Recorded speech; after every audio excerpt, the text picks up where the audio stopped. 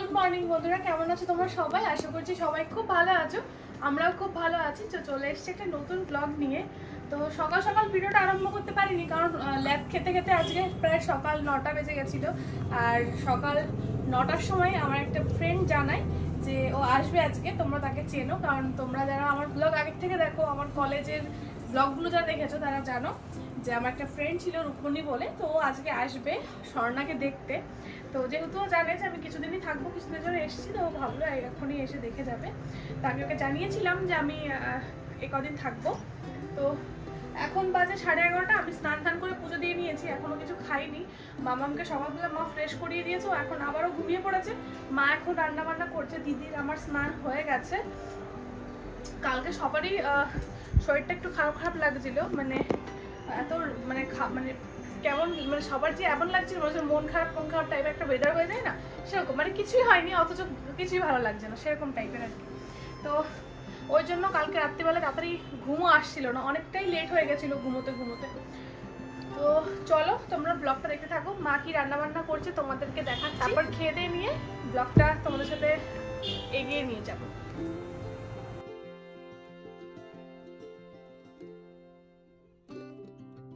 তো আমার পুজো দেওয়া হয়ে গেছে। এর ভিতরে ভিডিওটা নিতে এসে দেখি যে প্রদীপটা বুঝে গেছে। যাই হোক, এখানে দেখতেই পারছো এই রুমটা ঠিকঠাক করে গুছিয়ে নিলাম একটু, যদিও এটা আবারও এলোমেলো হয়ে যাবে, কারণ তোমাদের দাদাভাই আর আমার ভাই এই রুমটাতে থাকলে ওরা পুরো এলোমেলো করে রেখে দেয়।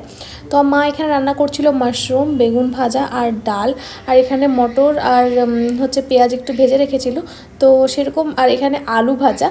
তো নর্মাল রান্না হচ্ছিল, একদম বেশি রিচ কিছু হচ্ছিল না। পেটে একটু সমস্যা হচ্ছিল, তার জন্য আমাদের একদম নর্মাল একটা খাবার রান্না হচ্ছে বাড়িতে আজকে, দেখতেই পেলে তোমরা। তো যেহেতু আমার বান্ধবী আসবে, তো ভেবেছি ওর জন্য বাইরে থেকে একটা বিরিয়ানি আনিয়ে নেব, কারণ একদম নর্মাল রান্না হচ্ছে বাড়িতে। তো যাই হোক, চলো তোমরা ব্লগটা দেখতে থাকো। এখন আমি মাম্মামকে একটু কোলে নিই, একটু ওকে খাইয়ে দিই, দেন তোমাদের সাথে কথা হচ্ছে। তো মামামকে খাওয়ানোর পরে এখানে আমি খেয়ে নিচ্ছিলাম, কারণ সকাল হলে আমি যেদিনকে একটু নর্মাল ব্রেকফাস্ট করি সেদিন আমার ভীষণ খিদে পেয়ে যায়, কারণ বারবার ওকে ফিড করাতে গেলে, তোমরা যারা ব্রেস্ট ফিড করো তারা জানো যে কতটা খিদে পায়। তো সকালবেলা মুসুর ডাল দিয়ে আর একটু পাঁপড় ভাজা দিয়ে খেয়ে নিলাম। মুসুর ডাল কিন্তু যারা ব্রেস্ট ফিড মম আছো তারা কিন্তু খেতে পারো, এটা কিন্তু ভীষণই ভালো। তো এই যে দেখো, মামামকে এখন টামি টাইম দিচ্ছিলাম, আর ও এখন টামি টাইমটা ভীষণই এনজয় করে। আর দেখো, ঠেলে পুরো মনে হচ্ছে হাবুর হাঁটা শুরু করে দেবে এক্ষুনি। তো এগুলো দেখে না, ছোটো ছোটো জিনিস মা হিসেবে বাচ্চার কোনো কিছু নতুন কিছু দেখলে না ভীষণই আনন্দ লাগে। তো এখন ওর ম্যাসাজ টাইম, মা ওকে এখন ম্যাসাজ করাবে। ম্যাসাজ করানোর পরে ওর স্নান হবে, আর রেগুলার মা ওকে না একটা টাইমেই করানোর চেষ্টা করে। রোজ মালিশ করা কেন উচিত? ঘুম ভালো হয়, খিদে ভালো হয়, গ্যাস দূর হয়, রিল্যাক্স ফিল করে, বড় হতে সাহায্য করে, এদের মাংসপেশিগুলো শক্ত হয়, স্ট্রং হয়ে যাবে তুমি, স্ট্রং বেবি।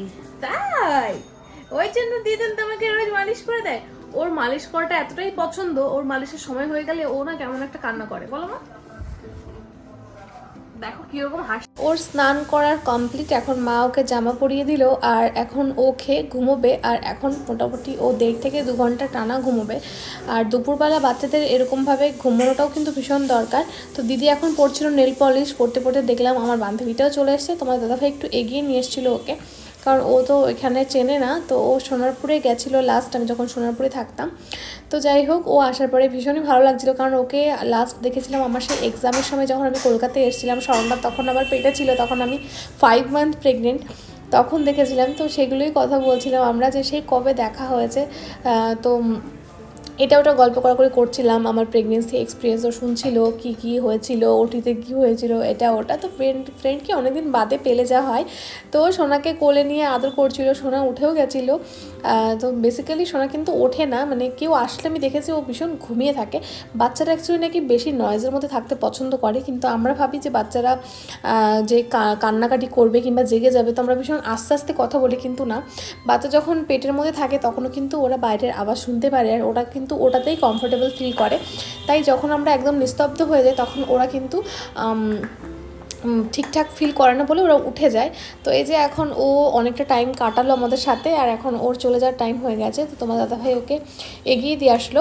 আর এখন মাম্মাম দেখো, মাম্মামকে চুপ করানোর একটা ভালো ট্রিক পেয়েছি আমরা, সেটা হচ্ছে এই পুতলাটা।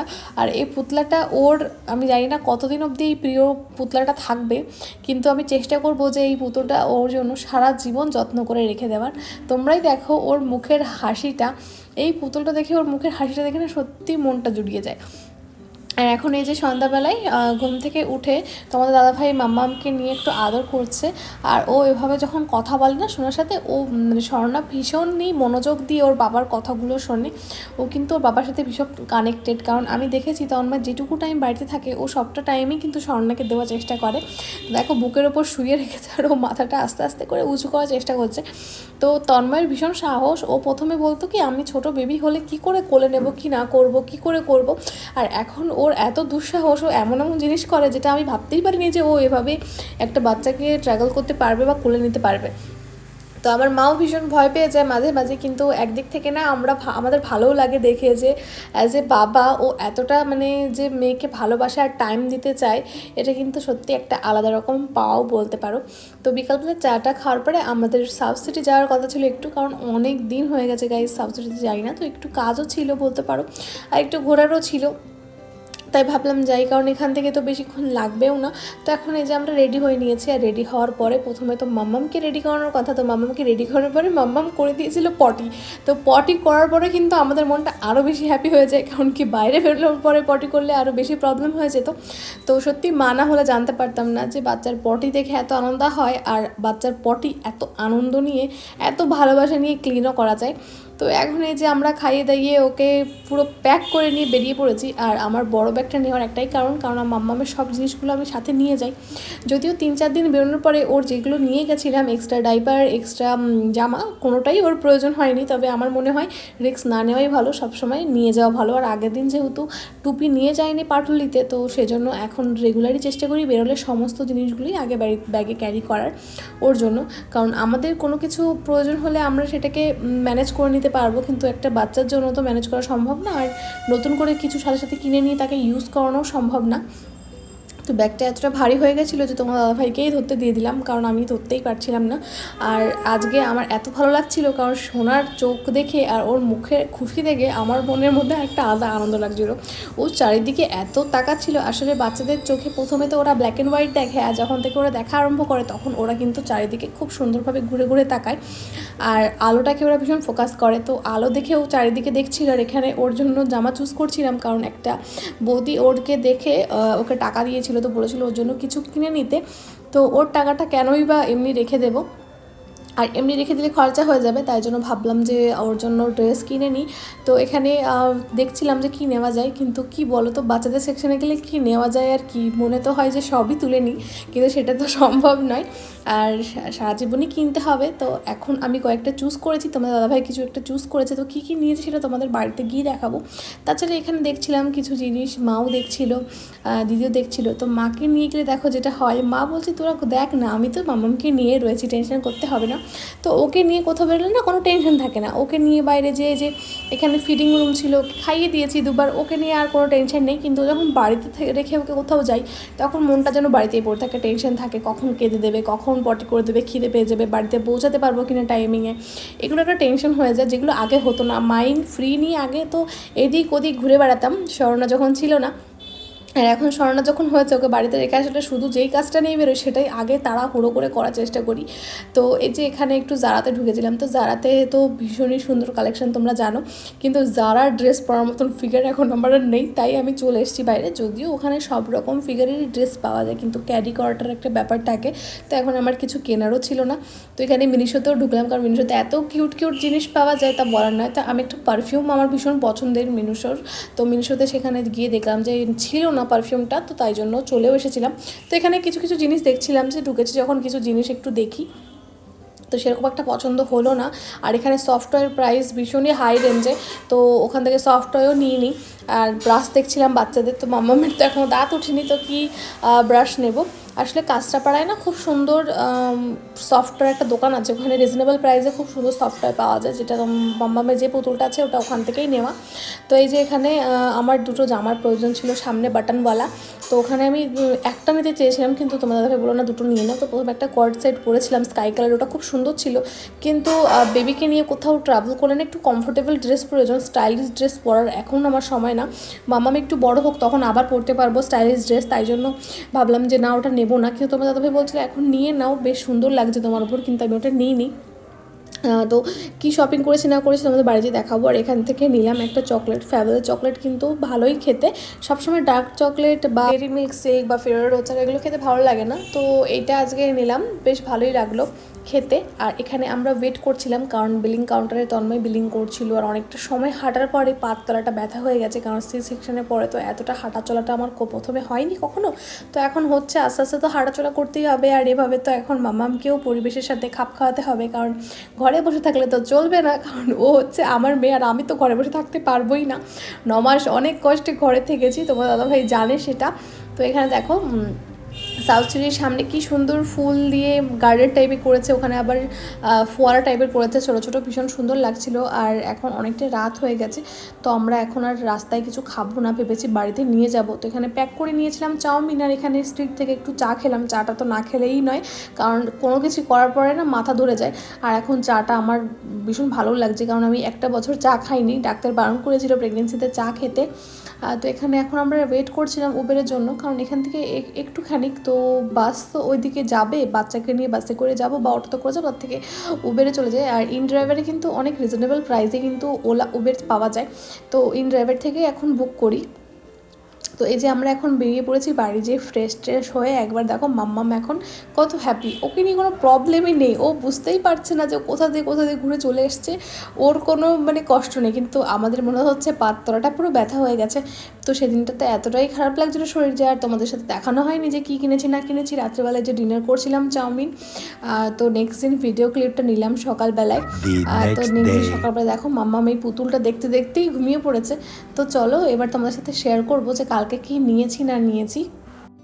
বন্ধুরা কালকে রাত্রেবেলা এসে না একটু এনার্জি ছিল না যে তোমাদের সাথে শেয়ার করবো যে কি কি কিনেছি, তো ভাবলাম যে রাত্রে ঘুম দিয়ে সকালবেলা একবারে তোমাদের সাথে শেয়ার করবো, কারণ এতটা অস্বস্তি লাগছিল। কালকে আসার সময় যে গাড়িটাতে এসেছিলাম, যাই না গাড়ির ভিতরে একটা গ্যাস টাইপের ছিল, আর ভীষণই বমি পাচ্ছিল আমার। জেনারেলি আমার এরকম হয় না গাড়িতে উঠে, কিন্তু যেহেতু অনেকদিন বাদে যেহেতু গাড়িতে উঠছি, তো সেই জন্য আমি ভেবেছিলাম হতে পারে, কিন্তু না, গাড়ির ভিতরে গ্যাসের জন্য এরকম হচ্ছিল। আর এই জিনিসটা শুধু আমার সাথে না, সবার সাথে হয়েছে। আর বাড়িতে যেহেতু পার্সেল করে এনেছিলাম খাবার, তো রাত 12টার সময় চাউমিন খেয়ে না একটু পেটের মধ্যেও গন্ডগোল হয়ে গেছিলো, তো শরীরটা সব কিছু মিলিয়ে একদম ভালো লাগছিল না। তো ঘুম দিয়ে উঠে এখন সকালবেলায় ফ্রেশ হয়ে গেছি, আর চাটা খেয়ে এখন ভাবলাম তোমার সাথে শেয়ার করি, কারণ আজকে আর ভেবেছি কোনো ব্লগ বানাবো না, কারণ একদম ভালো লাগছে না, ব্লগ বানানোর মতন কিছু নেই। তো আজকের দিনটা রেস্ট, আজকে ভেবেছি ভিডিও দুটো ব্লগ আছে ওই দুটো এডিট করব। তো তার আগে তোমার সাথে শেয়ার করে দিয়েছি কালকে কী কী নিয়েছি। প্রথমে তো দেখাই, একদম যেগুলো খুবই এসেনশিয়াল বলে, প্রয়োজন, সেরকম জিনিসই নিয়েছি। এটা হচ্ছে আমার একটা মেনের শাওয়ার জেল।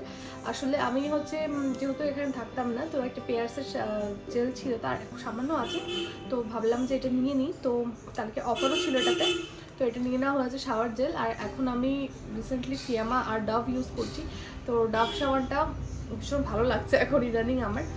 এক সময় হয় না চয়েস চেঞ্জ হয়ে যায়।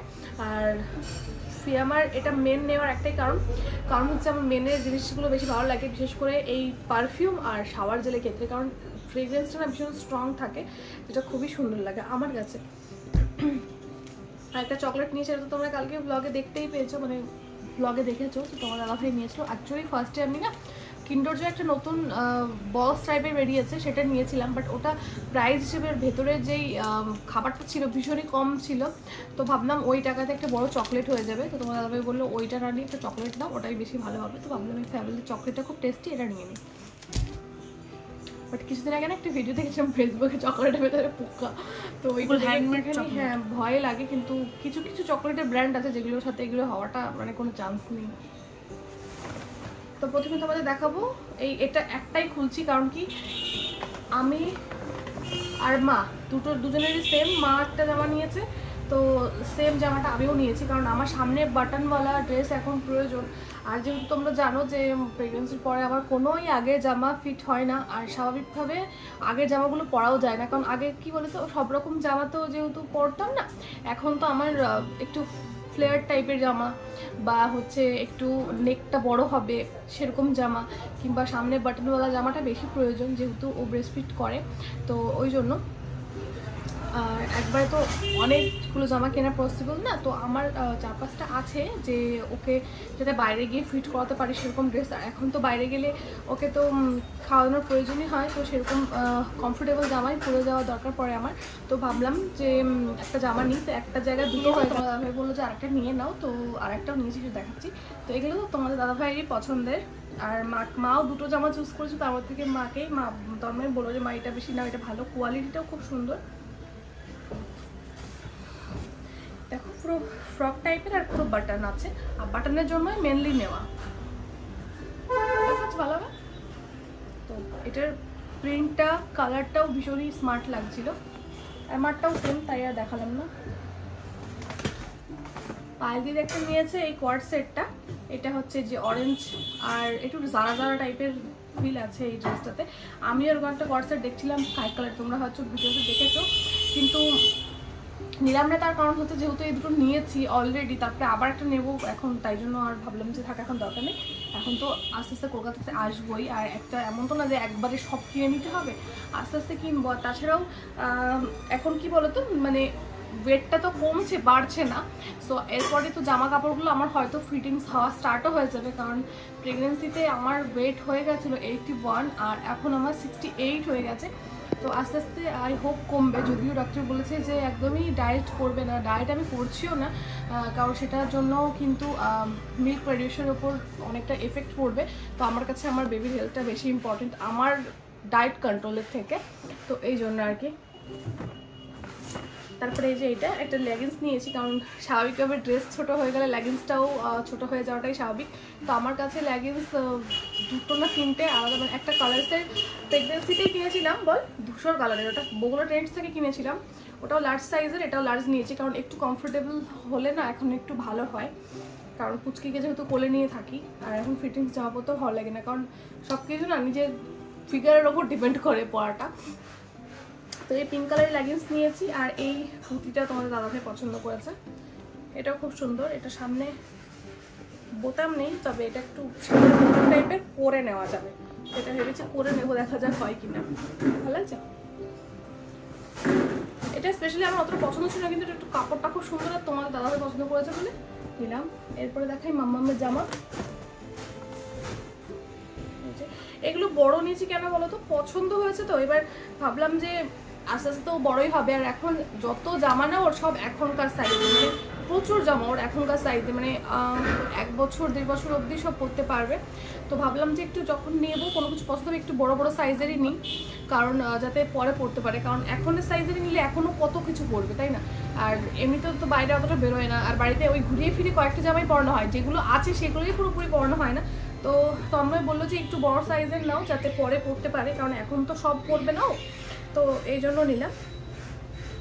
এই দেখো এটা শুধু নর্মাল, এখানে একটা ফ্লাওয়ার আছে, কিউট লাগছে স্কাই কালারের, আর এটা মেনলি বেশি পছন্দ হচ্ছিল আমাদের, হোয়াইটের ওপর ফ্লাওয়ার রয়েছে, আর এটা রয়েছে একটা খুব মিষ্টি একটা কালারে এখানে। আর মেয়েদের জিনিস তো তোমাদের কি বলবো, মানে দেখলেই পছন্দ হয়ে যায়, তোমাদেরকে তো দেখিয়েওছি যে কত ভ্যারাইটিস কালেকশন ছিল, বিশেষ করে কলকাতায় যে কোনো শোরুমে ঢুকলে না মনে হয় কোনটা ছেড়ে কোনটা নেবো, সত্যি আমার কাছে তো এটাই মনে হয়। এরপরে দেখাই, এটা মা দিয়েছে স্বর্ণাকে, খুব কিউট লাগছে, দেখো এখানে দুটো এরকম করে রিবনের মতন বাঁধা রয়েছে, এটা একটু বড়ই নিয়েছি, কারণ এত সুন্দর সুন্দর ড্রেস, মানে এখন তো বেরোতেও পারে না, নিজে হাঁটতেও পারে না, কোলের মধ্যে নিয়ে রাখলে বোঝাই যায় না যে কী পরে রয়েছে, তো যখন একটু গুটি গুটি পায়ে হাঁটা শিখবে না তখন এইসব ড্রেসগুলো পরালে খুব ভালো লাগবে। আরও কালকে কত ড্রেস দেখছিলাম, আর দিদি আর আমি কালচার করছিলাম যে সোনা যখন বড় হবে তখন ওকে এইসব ড্রেসগুলো পরাবো বল। আর এই জামাটা নেওয়া হয়েছে যে ওকে একটা বৌদি টাকা দিয়েছিল, মানে ওকে দেখে, তো ওর জন্য বলেছিল কিছু কিনে দিতে, তো ওই টাকাটা রেখে দেওয়ার থেকে আমার মনে হয় যেহেতু উনি ওকে দিয়েছে, তো ওর জন্য এই জামাটা নিয়ে নিয়েছে টাকাটা দিয়ে। তো এই জামাটা কেমন হচ্ছে বলো, ভীষণই কিউট বলো, তারা দি এটা আমি খুঁজে বার করেছিলাম, ভীষণ কিউট লাগছে কালার কম্বিনেশনটা। তো এই ছিল কালকে শপিং মেনলি, আর কিছুই না। আর এখানে আমার ফ্রেন্ড যে জামাটা নিয়ে এসেছিল ওটা তোমাদের সাথে ভাবলাম একবার শেয়ার করি। দাঁড়াও, ও নিয়ে এসছে এই যে একটা ফ্রক, এটাও ভীষণ সুন্দর লাগছে। এটা সিনথেটিক কাপড় ভীষণ, কিন্তু সিনথেটিক যেটা সফট সিনথেটিক হয় না, মানে পুরো সফট সেরকম, মানে ফুটবে এরকম টাইপের না, খুবই সুন্দর। আর কালার কম্বিনেশনটাও খুব সুন্দর। তো চলো এইগুলো দেখানোর জন্য সকালবেলা ব্লগটা করা। তো এখন তো এই জামা কাপড়গুলো সব ধুতে হবে, কারণ স্বর্ণাকে কোলে যেহেতু নিই আমি, আর বিশেষ করে আমাদের সবারই জামা এখন ডেটল দিয়ে কাচা হয়, কারণ কি ওকে যেহেতু আমরা কোলে নিই, তো আমাদের সবারই একটু সেফটি থাকা প্রয়োজন। আর আমার জামা কাপড়গুলো আমি এখন ধুয়েই পরি, আগে একটু ধুয়ে পড়তামই, কারণ আমার যেহেতু অ্যালার্জির সমস্যা আছে, তবে সব জামা ধুয়ে পড়া লাগতো না। কিন্তু এখন ও হওয়ার পর থেকে আমার জামা কাপড়গুলো মা প্রথমে ধুয়ে দেয়, কারণ যেহেতু ওকে আমার কোলে নিতে হয় ওই জন্য। তো চলো দেখা হবে নেক্সট ভিডিওতে। কোন জামাটা স্বর্ণা সব থেকে বেশি ভালো লাগলো অবশ্যই কমেন্ট করে জানাবে। তো চলো দেখা হচ্ছে নেক্সট ভিডিওতে। সবাই খুব ভালো থেকো, সুস্থ থেকো, টাটা।